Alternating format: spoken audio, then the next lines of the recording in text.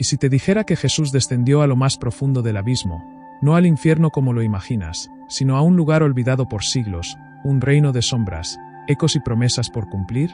Quédate hasta el final, porque allí revelaremos lo más importante que jamás has escuchado sobre estos 3 días de misterio. Imagina esta escena. El cuerpo de Jesús cuelga inmóvil en la cruz. El cielo se oscurece. La tierra tiembla. El velo del templo se rasga. Los soldados dicen, verdaderamente este era el Hijo de Dios. Y entonces, silencio. Silencio en la tierra. Pero en el mundo espiritual, un rugido se desata. ¿A dónde fue Jesús durante esos 3 días? Muchos piensan, murió, y simplemente esperó la resurrección. Pero la Biblia insinúa mucho más. Hay un misterio aquí, una verdad escondida en versos dispersos, como piezas de un rompecabezas eterno. Y hoy, vamos a unir esas piezas. El apóstol Pedro, en su primera carta capítulo 3, versos 18 al 20, dice algo estremecedor. Cristo padeció una sola vez por los pecados, el justo por los injustos, para llevarnos a Dios, fue muerto en la carne, pero vivificado en el Espíritu, en el cual también fue y predicó a los espíritus encarcelados. ¿Espíritus encarcelados? ¿Dónde? ¿Por qué? Aquí no estamos hablando del cielo, tampoco del infierno como lo retratan los cuadros renacentistas. Estamos hablando del Seol, el Hades, ese lugar intermedio del que habla la Escritura.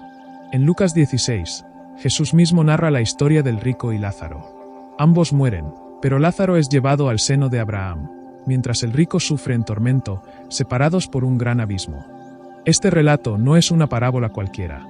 Muchos eruditos lo interpretan como una revelación directa del estado de las almas antes de la resurrección de Cristo. No había acceso directo al cielo. Los justos esperaban, los impíos eran atormentados. Jesús, entonces, no se quedó en reposo. Descendió a las profundidades. Como un guerrero celestial, atravesó las sombras del Seol. No como un prisionero, sino como el libertador prometido. Un lugar donde las almas esperaban generación tras generación. Patriarcas, profetas, y gente olvidada por la historia. En ese sitio, llamado por Jesús el seno de Abraham, resonaban las palabras antiguas, las promesas no cumplidas, y la esperanza aún viva en medio de la oscuridad. Fue allí donde Jesús descendió. No como un prisionero, sino como un rey que ha vencido la muerte. El apóstol Pablo en Efesios 4, verso 9, dice, «Y eso de que subió, ¿qué es?, sino que también había descendido primero a las partes más bajas de la tierra». Ese descenso no fue un paseo, fue una invasión, una proclamación divina. Pero no fue para predicar salvación como en la tierra, sino para anunciar una victoria eterna a los que estaban allí. Imagínate a David escuchando de labios del Mesías que la promesa que escribió en Salmo 16 se había cumplido. No dejarás mi alma en el Seol, ni permitirás que tu santo vea corrupción. Jesús estaba diciendo, estoy aquí. La espera terminó. La escena es dramática. Jesús entra a esa dimensión espiritual como luz en medio de sombras. Algunos códices antiguos, como el Evangelio de Nicodemo, no incluidos en el canon bíblico pero conservados por la tradición, relatan una visión poderosa. Cuando Jesús entra al Hades, las puertas tiemblan, y los príncipes del abismo preguntan, ¿quién es este Rey de Gloria? Eco directo del Salmo 24. Este relato apócrifo puede no ser escritura inspirada, pero refleja el eco de una verdad que los primeros cristianos ya intuían. Jesús no descansó, Jesús descendió. Y no fue a pelear, fue a anunciar victoria. Él no bajó para sufrir, sino para proclamar. Y en esa proclamación, algo sobrenatural ocurrió. Cadenas espirituales se rompieron, y la muerte fue herida en su propia guarida. Apocalipsis 1, 18, Jesús dice, «Yo soy el que vivo, y estuve muerto, mas he aquí que vivo por los siglos de los siglos. Amén. Y tengo las llaves de la muerte y del Hades». ¿De dónde obtuvo esas llaves? ¿Qué significa que las tiene ahora en sus manos? Visualiza este momento. Jesús, envuelto en gloria, entra al dominio de los muertos. Las sombras retroceden. Los patriarcas se levantan. Los ángeles del juicio se inquietan. Y entonces ocurre lo impensable. Los cautivos son liberados. Efesios 4, verso 8, lo dice con claridad. Subiendo a lo alto, llevó cautiva la cautividad y dio dones a los hombres. ¿Qué es la cautividad? Son aquellos que estaban retenidos, no por castigo, sino por la espera. Por siglos, las almas de los justos no podían entrar a la presencia plena de Dios, porque aún no había un sacrificio perfecto. Pero ahora, el Cordero de Dios ha sido inmolado, el precio ha sido pagado, y el camino se abre.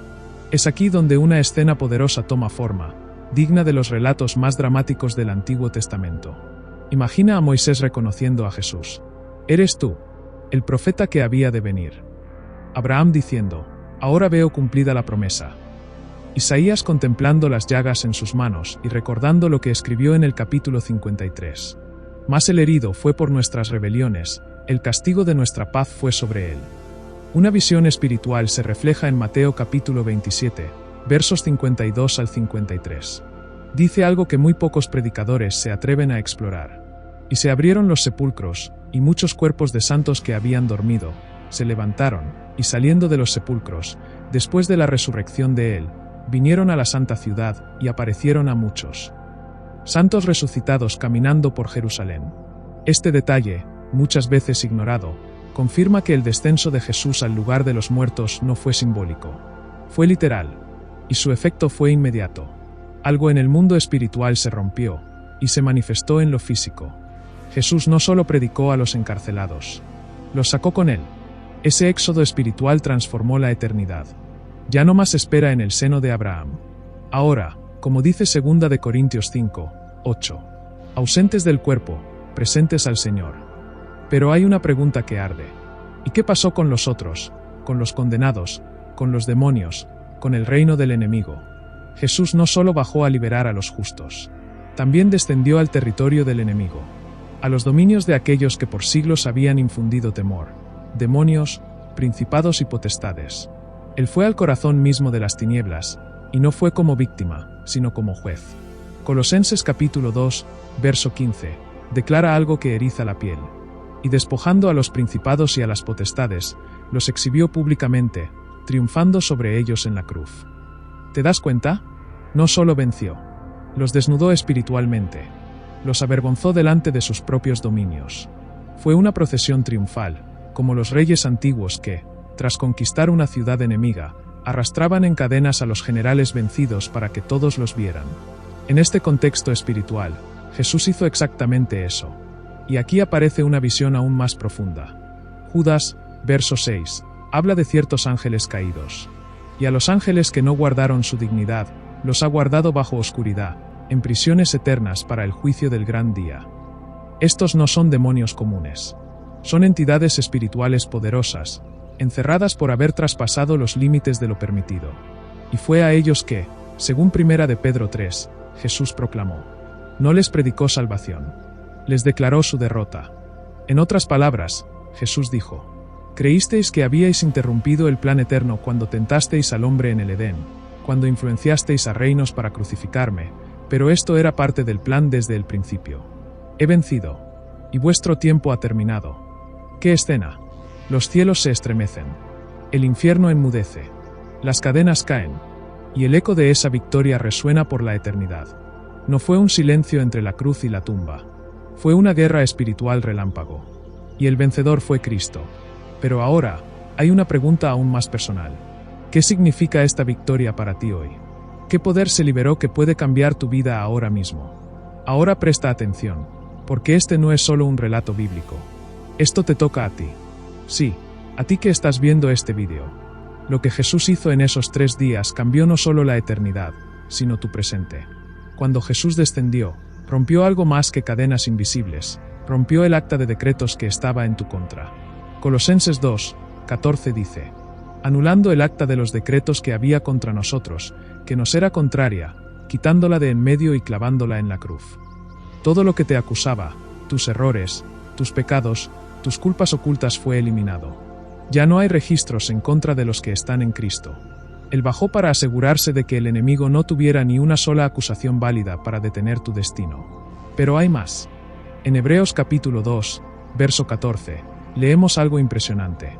Así que, por cuanto los hijos participaron de carne y sangre, él también participó de lo mismo, para destruir por medio de la muerte al que tenía el imperio de la muerte, esto es, al diablo. Jesús usó la muerte como arma para destruir la muerte misma. ¡Qué paradoja! La tumba fue su campo de batalla, y él salió vencedor. Ahora escucha esto como si te lo dijera Jesús a ti, en este instante. Yo descendí para que tú puedas ascender. Yo fui al fondo para que tú puedas vivir en lo alto. Yo abrí la puerta del reino, no solo para los patriarcas antiguos, sino para ti. Cuando crees en Él, esos 3 días se vuelven tuya victoria personal. Pablo lo explica en Romanos 6, 4. Fuimos sepultados juntamente con Él para muerte por el bautismo, a fin de que como Cristo resucitó, así también nosotros andemos en nueva vida. Sí, nueva vida. Esa prisión que te tenía atrapado, depresión, ansiedad, culpa, vicios, abandono, ya no tiene autoridad legal sobre ti. Jesús descendió para declarar que ya no eres esclavo. Y no solo lo declaró, lo selló con su sangre. Pero aún no hemos llegado a lo más impactante. Hay momentos en la historia donde lo invisible se manifiesta con fuerza en el mundo físico. La muerte de Jesús fue uno de esos momentos, pero lo que ocurrió durante esos 3 días también dejó huellas visibles, palpables, aterradoras para algunos, gloriosas para otros. Mateo capítulo 27, verso 51, narra lo siguiente justo después de la muerte de Jesús. Y he aquí, el velo del templo se rasgó en 2, de arriba a abajo, y la tierra tembló, y las rocas se partieron. El velo no era una simple cortina. Medía más de 20 codos de alto y separaba el lugar santo del lugar santísimo. Solo el sumo sacerdote podía pasar, una vez al año. ¿Y qué hizo Dios? Rasgó el velo desde arriba como si el cielo mismo hubiese metido mano diciendo: ya no hay separación. Y no fue solo el velo. La tierra tembló. Las tumbas se abrieron. Y algunos muertos, como ya vimos, se levantaron y caminaron por la ciudad. Esto no es leyenda, no es simbolismo. Es evidencia física de una guerra espiritual que estaba ocurriendo debajo de la superficie. Pero, ¿qué nos dice esto? Nos muestra que la victoria de Jesús fue tan poderosa, tan definitiva, que incluso la creación reaccionó. El universo entero lo entendió antes que los hombres. La tierra respondió al grito de victoria que resonó desde el abismo hasta el trono. Y ahora, mira esto con ojos nuevos. Durante esos 3 días, el cielo guardó silencio, pero el infierno fue sacudido. Isaías ve esto siglos antes y lo profetiza con una mezcla de asombro y poesía. En el capítulo 14, verso 9, dice: el Seol abajo se espantó por ti, despertó muertos que en tu venida saliesen a recibirte. El inframundo se estremece ante la llegada del Hijo del Hombre. Imagínate el terror de los demonios. Ellos pensaban haber vencido, lo vieron morir, y no sabían que con eso firmaban su sentencia. Pero aún hay un elemento más que falta. Hasta ahora hemos hablado del descenso de Jesús, de su proclamación, de la liberación de los justos, de la humillación del enemigo. Pero en la página 7, veremos el punto de giro final. El momento en que Jesús comienza su ascenso, con las llaves en la mano, y algo más poderoso aún que la muerte, su sangre en el altar eterno. Ahora el escenario cambia. Jesús ya ha vencido, ha proclamado su triunfo, ha humillado a los poderes del mal, y llega el momento decisivo, su ascenso. Pero este no es un simple regreso. No es como un guerrero cansado que vuelve a casa. Es el ingreso triunfal del Hijo al reino, llevando consigo las llaves del Hades y de la muerte, y algo más, algo sagrado, su sangre, ofrecida no en un templo terrenal, sino en el celestial. Hebreos capítulo 9, verso 12, lo dice claramente. Y no por sangre de machos cabríos ni de becerros, sino por su propia sangre, entró una vez para siempre en el lugar santísimo, habiendo obtenido eterna redención. ¿Lo ves? Jesús no solo resucitó, ascendió con propósito. Como sumo sacerdote eterno, llevó su sangre al santuario celestial. No para repetir sacrificios año tras año, sino para sellar con un acto único la redención de toda la humanidad. Este momento fue tan glorioso, que incluso Jesús, al resucitar, le dijo a María Magdalena, Juan capítulo 20, verso 17. No me toques, porque aún no he subido a mi Padre. Es decir, la obra aún no había culminado. Había un paso más, presentar la sangre en el trono. Una acción espiritual tan trascendental que el universo entero se alineó para ser testigo. Y no subió solo. Efesios capítulo 4 nos dice que llevó cautiva la cautividad. El mismo Jesús que bajó, ahora asciende, con una procesión de almas redimidas. Un desfile celestial. Abraham, Isaac, Jacob, los profetas, los mártires, los justos, todos cruzando por fin las puertas eternas. Es posible que esta imagen esté reflejada proféticamente en Salmo 24, verso 7. Alzad, oh puertas, vuestras cabezas, y entrará el Rey de Gloria. El cielo se abre. Los ángeles cantan. El Padre recibe al Hijo. Y sobre el altar eterno, Se derrama la sangre que grita algo más fuerte que la de Abel, misericordia. Jesús ha completado su misión. Ha conquistado la tumba. Ha cancelado la deuda. Ha redimido a los justos del pasado, y ha abierto el camino para los redimidos del presente y del futuro. Pero aún hay un detalle más. Algo que conecta esta historia contigo. Hasta ahora hemos hablado de visiones celestiales, batallas espirituales y misterios profundos, pero quiero que escuches esto con el corazón. Lo que Jesús hizo en esos 3 días no fue solo para vencer al infierno. Fue para liberarte a ti. Él descendió al abismo más oscuro para que tú no tengas que hacerlo. Rompió cadenas invisibles para que tú camines en libertad visible. Su sangre fue presentada en el cielo, para que la culpa no tenga poder sobre tu alma aquí en la tierra. Y aquí está la parte que muchos olvidan.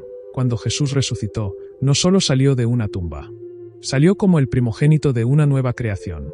Romanos capítulo 8, verso 11, declara: Y si el espíritu de aquel que levantó de los muertos a Jesús mora en vosotros, el que levantó a Cristo, vivificará también vuestros cuerpos mortales por su espíritu que mora en vosotros. ¿Lo entiendes? El mismo poder que operó en esos 3 días, puede vivir dentro de ti. El mismo espíritu que fue al infierno, que quebró cadenas, que levantó a Cristo, ahora quiere resucitar tu vida. Muchos creen que el cristianismo es solo doctrina, normas, rituales. Pero no. El Evangelio es resurrección. Es vida donde había muerte. Es propósito donde había confusión. Es luz donde antes solo había sombra. Por eso Jesús no solo dijo: yo soy el camino. Dijo: yo soy la resurrección y la vida. Juan capítulo 11, verso 25. Si Él venció el infierno, ¿qué podrá contra ti si estás en Él? Si Él quitó el acta que te acusaba, ¿por qué seguir cargando la culpa? Si Él abrió las puertas del cielo, ¿por qué sigues viviendo como si estuvieran cerradas? Y aquí llegamos a una verdad profunda. Tu vida no se define por lo que perdiste, sino por lo que Él ganó. Tú no eres esclavo de tu pasado. Eres heredero de su victoria. Llegamos al momento más importante. Y si has llegado hasta aquí, prepárate. Esto puede transformar tu vida espiritual para siempre. Muchos siglos después de la resurrección, el apóstol Juan, ya anciano, exiliado en la isla de Patmos, recibe una visión. Una tan impactante que cae como muerto ante la presencia gloriosa de Cristo. Y en ese encuentro, Jesús le habla, no como el Cordero sufriente, sino como el Rey eterno. Apocalipsis capítulo 1, verso 18.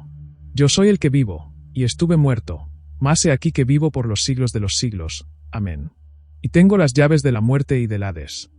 Detente ahí. Jesús ya no está bajando al infierno. Él lo tiene bajo llave. ¿Te das cuenta del poder de esa declaración? Mientras el enemigo aún quiere hacerte creer que tiene autoridad sobre tu vida, tus emociones, tus decisiones, tu futuro, Jesús te dice desde lo alto: yo tengo las llaves. Yo vencí. Yo soy el dueño de todo. Y con esas llaves, Él abre lo que nadie puede cerrar y cierra lo que nadie puede abrir. Apocalipsis capítulo 3, verso 7. Pero aquí está el mensaje final, el más poderoso.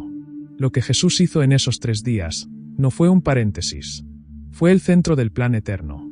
Fue la obra silenciosa que gritó más fuerte que 1000 sermones. Fue el acto invisible que cambió tu destino. Y ahora te toca a ti. No basta con saberlo. Tienes que responder. Porque si Jesús descendió hasta lo más profundo por ti, ¿te quedarás tú en la superficie? Si Él conquistó la muerte, ¿seguirás tú viviendo como si estuvieras derrotado? Hoy es el día para declarar: yo creo, yo recibo, yo me levanto.